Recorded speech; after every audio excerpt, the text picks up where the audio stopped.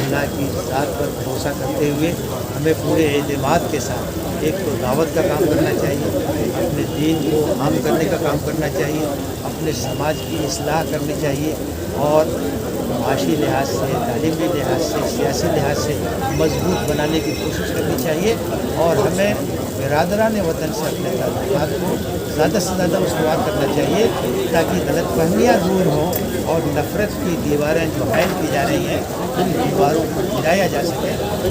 اور جس طریقے سے عصری علوم کے ذریعے، دنیاوی تعلیم کے ذریعے اخلاقی قدروں کا گراوٹ آ رہی ہے، ایسے وقت میں جامعۃ الفلاح جیسے اداروں کا اہم بڑی ذمہ داری آ جاتی ہے۔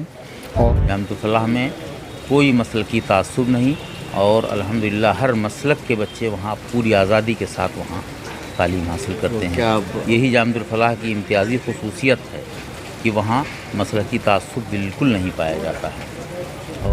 میں نظیم لاری بلیک بامبو میڈیا سے آج 10 ستمبر 2022 کو ہم ممبرا کے ڈیزر سٹی میں موجود ہیں۔ یہاں پر ایک پروگرام رکھا گیا تھا جس میں ممبرا کی بہت ساری مشہور شخصیتوں نے حصہ لیا۔ یہاں پر یہ پروگرام تھا ہندوستان کے مشہور مدارس میں سے یا عالم اسلام کے مشہور مدارس میں سے ایک مدرسہ ہے جامعۃ الفلاح جو اعظم گڑھ کے بیڑا گنج میں ہے۔ اس کے لیے اس کا ایک تعارفی پروگرام یہاں رکھا گیا تھا۔ اس کو لے کر کے آج یہاں پر شہر کے بہت سارے مخصوص لوگ یہاں پہ اکٹھا ہوئے تھے، جس میں خاص طور سے یہاں پر اس مجمع کو خطاب کرتے ہوئے مولانا طاہر مدنی صاحب جو کہ جامعۃ الفلاح کے ناظم ہیں، انہوں نے مہمانوں سے خطاب کیا اور خطاب کرنے کے بعد انہوں نے جامعۃ الفلاح کے مقصد کو اور حالات حاضرہ پہ کافی طویل بحث کی۔ ہم نے اسی سلسلے میں مولانا طاہر مدنی صاحب سے بات کرنے کی کوشش کی، ان سے جاننا چاہا کہ جامعۃ الفلاح کے قیام کا مقصد کیا ہے، ملک میں جو موجودہ صورتحال ہے، جو حالات حاضرہ کا جو اس وقت جو ماحول چل رہا ہے اس میں کیا کرنا چاہیے اور نوجوانوں کو، خاص طور سے مسلمانوں کو اس میں کیا ہونا چاہیے، ساتھ میں یہ سیاست کے میدان میں مسلمانوں کو یا علماء کو کس طرح سے آنا چاہیے، ان سارے موضوعات پہ ہم نے بات کی ہے۔ ہم آپ کو دکھائیں گے اپنی اس ویڈیو میں کیا کہا مولانا طاہر مدنی صاحب نے اپنے اس بات چیت سے۔ مولانا، یہ جامعۃ الفلاح کے مقصد کے لیے جو یہاں پر آج پروگرام رکھا گیا ہے جامعۃ الفلاح کے تعارف ہے، ہم چاہتے ہیں کہ ہم ہمارا چینل بلیک بامبو میڈیا اس کے ذریعے ہم کچھ جامعۃ الفلاح کے مقصد کو لوگوں تک پہنچائیں کہ جامعۃ الفلاح کے قیام کا مقصد کیا رہا اور یہ کب سے یہ قائم ہے۔ جامعۃ الفلاح کے نام سے 1962 سے یہ ادارہ کام کر رہا ہے۔ پہلے ایک مکتب تھا اور بعد میں اس کے اندر وسعت پیدا ہوئی اور عربی کلاسز شروع ہوئے اور 1962 سے یہ جامعۃ الفلاح کے نام سے اپنی خدمات انجام کی۔ اس ادارے کی خصوصیت یہ ہے کہ یہ ایک طلباء اور طالبات کے اندر دعوتی مزاج پیدا کرتا ہے اور یہ احساس پیدا کرتا ہے کہ ہم میرے امت کے لوگ ہیں، ہماری ذمہ داری ہے اللہ کے دین پر عمل کرنا اور اسی کو تک چھوڑنا۔ دوسری اس کی خصوصیت یہ ہے کہ اس ادارے نے اس بات کی کوشش کی کہ دینی اور عصری علوم کے درمیان سنگم پیدا کیا ہے۔ تو ہمارا کریکولم ایسا ہے جس میں دینی علوم کی محققانہ تعلیم کے ساتھ ساتھ عصری علوم سے آگہی کا بھی انتظام کیا گیا ہے اور یہ ایک ایسا نصاب ہے جس پر برابر غور ہوتا ہے، عصری تقاضوں کو سامنے رکھا جاتا ہے اور اس کے اندر ترغیب بھی برابر ہم کرتے رہتے ہیں۔ بہت سی یونیورسٹیاں جو ملک کی ہیں وہ ہماری اسناد کو مانتی ہیں، ہمارے فارغین اعلیٰ تعلیم کے لیے وہاں بھی جاتے ہیں اور مختلف فیکلٹیز میں انہوں نے جا کر کے وہاں بی اے کیا، ایم اے کیا، پی ایچ ڈی کیا اور اپنی خدمات مختلف میدانوں میں انجام دیتے ہیں۔ تو یہ ہماری کوشش ہے کہ یہ جو دینی اور عصری علوم کے درمیان ایک کھائی ہے اس کو کاٹا جائے اور ساتھ میں چلنے کی ایک کوشش جو ہے وہ کی جائے، اس کے لیے جامعۃ الفلاح برابر کوشش ہے۔ ابھی آپ حالات حاضرہ پہ آپ بات کر رہے تھے تو دو چیزیں آپ نے بتائی کہ تعلیمی بیداری اور ہر شعبے میں ہمارے تعلیم میں آگے رہنا بہت ضروری ہے۔ ہم یہ دیکھتے ہیں کہ ہندوستان میں مدارس کا جال بچھا ہوا ہے، لیکن مدارس کے جو زیادہ تر فارغین ہیں وہ صرف مسجدوں میں امام اور مؤذن تک ہی محدود رہ جاتے ہیں، کیا کہیں گے؟ دیکھیے، ایک تو بات یہ ہے کہ جو ہماری ملت کا بڑا طبقہ ہے وہ تو اسکولوں اور کالجوں میں پڑھتا ہے، مدرسوں میں جو پڑھنے والے ہیں ان کی تعداد بہت زیادہ نہیں ہے۔ جو سروے ہے وہ بتاتا ہے کہ 3-4% ہمارے بچے جو مدرسوں میں پڑھتے ہیں، لیکن اس کے ساتھ ساتھ یہ ضرورت ہے کہ مدرسوں میں اور بہتری لائی جائے اور وہاں کے جو طلباء ہیں ان کو بھی کمپٹیشن کے لیے تیار کیا جائے، ان کے اندر بھی غیر معمولی صلاحیتیں ہوتی ہیں تاکہ وہ بھی مسابقے میں اور کمپٹیشن میں لوگوں کے ساتھ چل سکیں۔ अभी एक बात और आपने बताई थी कि माशी तौर से मुस्तहकम करना जी। तो हम देखते हैं कि हमारे यहाँ एक निज़ाम बताया गया है बैतुल माल का, ये आज कहीं भी नज़र नहीं आता है। जाहिर है तो इसका मतलब जिसकी वजह से जो मदद की जाती है लोगों को या जो रकम पहुँचाई जाती है वो मुस्तहिक लोगों तक नहीं पहुँच पाती है। तो इसके मुतालिक कुछ निज़ाम कायम करने का जामतुल फलाह का मंसूबा है या कौम में ऐसे लोग होंगे जो इस तरह का मंसूबा सामने ला सकते हैं? देखिए, मैंने 3 चीज़ों की तरफ मुतवज्जो किया था कि हमारी एक ज़रूरत तो ये है कि हम दीनी तरबियत का इंतज़ाम करें, दूसरी ज़रूरत ये है कि एजुकेशन के मैदान में अपने बच्चों को आगे बढ़ाएं, और तीसरी ज़रूरत ये है कि अपने कौम को माशी लिहाज से मुस्तहकम करने की कोशिश करें। इसमें जो ज़कात का निज़ाम है ये बड़ा मुफीद हो सकता है, और हमारी तारीख़ ये बताती है कि इज्तिमाई नज़्म होना चाहिए। अभी ठीक है, ऑल इंडिया पैमाने पर अगर नहीं हो सकता है तो अपने अपने मकाम पर जैसे मुमरा के लोग हैं वो इकट्ठा हों और ज़कात का इज्तिमाई नज़्म कायम करें, और उसको वसूल करने का नज़्म, तकसीम करने का नज़्म जब इज्तिमाई नज़्म होगा तो उसके ज़रिए से बहुत बड़ा काम हो सकता है। अल्लाह ताला ने ऐसा सिस्टम दिया है ज़कात का कि अगर इसका अहतमाम हो ठीक से और इज्तिमाई तौर से इसको वसूल किया जाए, तकसीम किया जाए, तो गुर्बत के ख़ात्मे में ये चीज़ बहुत ज़्यादा कारगर साबित हो सकती है। हमें हर मकाम पर कोशिश करनी चाहिए कि ज़कात का निज़ाम इज्तिमाई बनाएं। अच्छा, एक चीज़ और है कि हमारा जो मुल्क के हालात चल रहे हैं तो ऐसे में मुसलमानों की सियासी तौर पे नुमाइंदगी बहुत कम है, और उलमा भी इस मामले इस मैदान में काफ़ी पीछे हैं। मुझे जहाँ तक याद पड़ता है कि आप खुद एक सियासी मंच से जुड़े हुए राष्ट्रीय उलमा काउंसिल से, तो उलमा को सियासत में कितना होना चाहिए, कितना इनको अपनी खिदमत करनी चाहिए, दूसरा है कि उलमा की सियासत से दूरी की वजह। देखिए, ऐसा है कि सियासत एक ऐसा फैक्टर है जिसका ज़िंदगी के हर शोबे पर गैर मामूली असर है, उससे कोई बेताल्लुक़ नहीं जा सकता। ये हमारी बदकिस्मती की बात है कि मुल्क में सियासत का जो मेयार है बहुत गिर गया है, और अक़दार और उसूलों पर मबनी सियासत ये नापायद होती चली जा रही है, वफ़ात की सियासत हो रही है।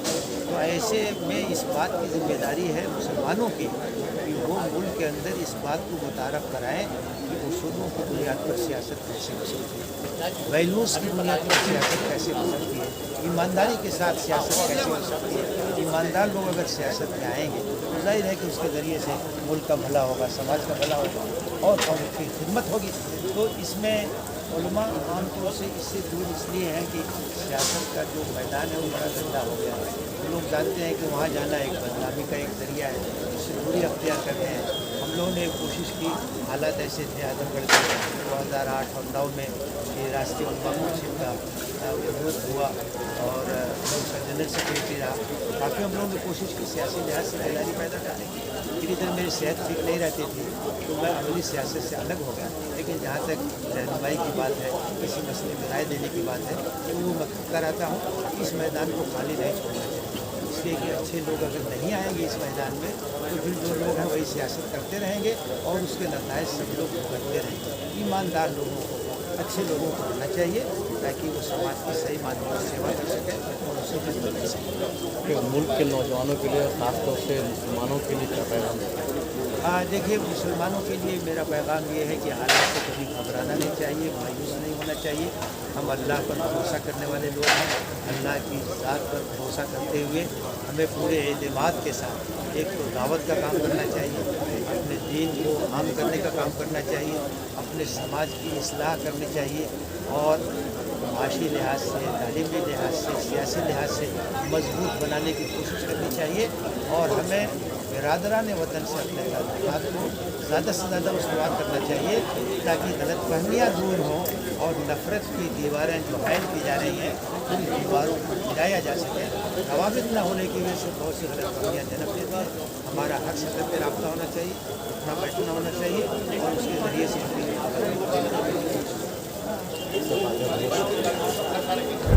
अभी हम इस प्रोग्राम के जो ऑर्गेनाइज़र थे मोहम्मद सर साहब, उनसे बात करेंगे कि उनका ये प्रोग्राम रखने का मकसद क्या था। और ये खुद अभी बता रहे थे कि जामुल फलाह गए थे, वहाँ पे उन्होंने जामुल फलाह कैसा पाया और क्या उनका इसमें रिएक्शन रहा, क्या इनका इम्प्रेशन है इसके अंदर। नूर सर, अभी आप आज का जो प्रोग्राम है आपने ऑर्गेनाइज़ किया, हमने देखा माशाल्लाह बहुत अच्छा ऑर्गेनाइज़ किया प्रोग्राम आपने। किस चीज़ ने आपको मोटिवेट किया इस प्रोग्राम को ऑर्गेनाइज करने के लिए? अस्सलाम वालेकुम। असल में आज जब चारों तरफ जो है नफ्सा नफसी का दौर है और जिस तरीके से असरी उलूम के ज़रिए, दुनियावी तालीम के ज़रिए अखलाकी कदरों का गिरावट आ रही है, ऐसे वक्त में जामिअतुल फलाह जैसे अदारों का अहम बड़ी ज़िम्मेदारी आ जाती है। और शुक्र अल्हम्दुलिल्लाह गुज़िश्ता माह जब हम बनफ़से नफीस गए जामिअतुल फलाह और वहाँ पर हमने मुआयना और वहाँ का निसाब और वहाँ की कारकर्दगी देखी, तो हमें ये लगा कि इस कार खैर को मुमरा में ख़ास तौर से लोगों तक पहुँचना चाहिए, लोगों तक के उनकी कारकर्दगी को पहुँचना चाहिए और लोगों के ज़रिए यानी जामिअतुल फलाह के लिए ताउन की अपील करना चाहिए। तो चूँकि हम एक तिजारती पेशे से मुंसलिक है, तो हमने समझा कि मुमरा कौसा के जितने भी ताजिर और जितने भी बिज़नेस क्लास के और इंटेलेक्चुअल लोग हैं, उनको क्यों ना हम एक डिनर प्रोग्राम में बुलाया जाए और जामिअतुल फलाह के डॉक्यूमेंट्री के ज़रिए और मौलाना मोहम्मद ताहिर मदनी साहब के ज़रिए जामिअतुल फलाह का तारुफ दिया जाए। हमारा यही मकसद था। तो अभी ये जो बिज़नेस लोग के जो लोग आए हुए थे, इन लोगों ने क्या उम्मीद दिलाई है कि हाँ वो इसमें ताउन करेंगे, जी मदद करेंगे? बिल्कुल बिल्कुल, ये लोगों को जो है हमको जो बात कहनी थी अल्हम्दुलिल्लाह बहुत मौसर अंदाज़ में, बहुत बेहतर अंदाज़ में किया। लोगों ने जाते जाते इस बात के लिए पुरज़ोर तरीके से हिमायत की है कि इंशाअल्लाह उल अज़ीज़ जो है तो जामिअतुल फलाह के काम में वो भरपूर ताउन करेंगे। अभी हमारा अगला एजेंडा ये रहेगा कि इंशाअल्लाह नेक्स्ट वीक में जो है हम यहाँ की जो कोर कमेटी है उनको 2 ग्रुप की शक्ल में तमाम जो बिल्डर्स है और जो ताजिर है उनके ऑफिसेज़ में जाकर उनके ज़िम्मे सालाना कुछ ना कुछ हम यहाँ पर तय करेंगे और इंशाअल्लाह वहाँ से भरपूर मदद मिलने की उम्मीद है और इंशाअल्लाह उल अज़ीज़ उस मदद के लिए हम जो है तो भरपूर तरीके से कोशिश भी करेंगे। जब जामिअतुल फलाह के तारुफ का जिक्र चल रहा है तो हमारे साथ डॉक्टर अब्दुल कवी फलाही साहब हैं। हम इनसे जानना चाहेंगे, अच्छा हम बता दें कि डॉक्टर अब्दुल कवी फलाही साहब के छोटे भाई डॉक्टर अशफाक फलाही हैं, वो ख़ुद भी फलाही हैं। हम जानना चाहेंगे कि आखिर उन्होंने फलाह मदरसा ही क्यों चुना? फलाह मदरसा चुनने की वजह ये रही कि इत्तेफाक ऐसा हुआ, हम तो अहले हदीस से ताल्लुक़ रखते थे और हमारे इलाके, हमारे गांव के सारे बच्चे अहले हदीस इदारों में जाते थे, लेकिन उसी साल हमारे वालिद साहब का इंतकाल हुआ और हम वहाँ किसी अहले हदीस इदारे में हमें दाखिला नहीं मिल सका।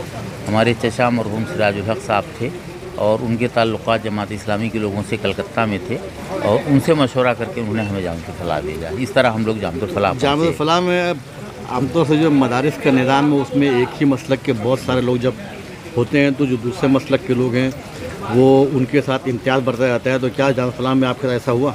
नहीं, बिल्कुल नहीं हुआ।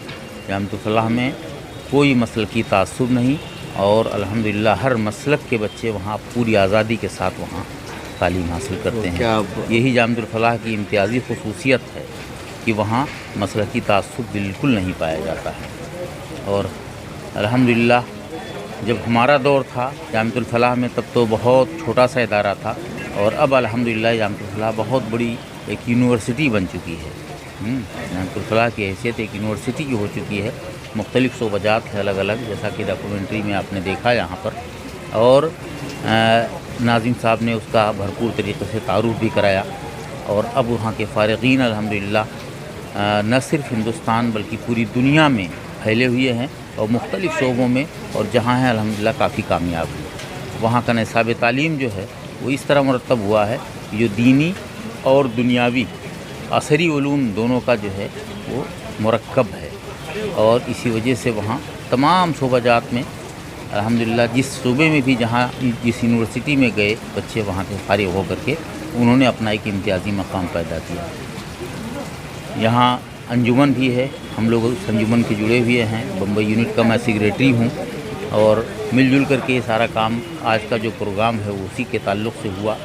और हमारा अगला टारगेट ये है कि हम जामिअतुल फलाह के भरपूर तारुफ और ताउन दोनों के लिए, तारुफ और ताउन ये चीज़ है, तारुफ और ताउन दोनों मकसद से हम इस तरह का प्रोग्राम अब बम्बई के हर गोशे में, हर कोने में, जैसे भिवंडी है, मीरा रोड है, वसई है, नाला सुपारा है, ये अलग अलग जगहों पर इस तरह का प्रोग्राम हम मुनक़िद करेंगे ताकि इदारे को उसका फ़ायदा पहुँचे।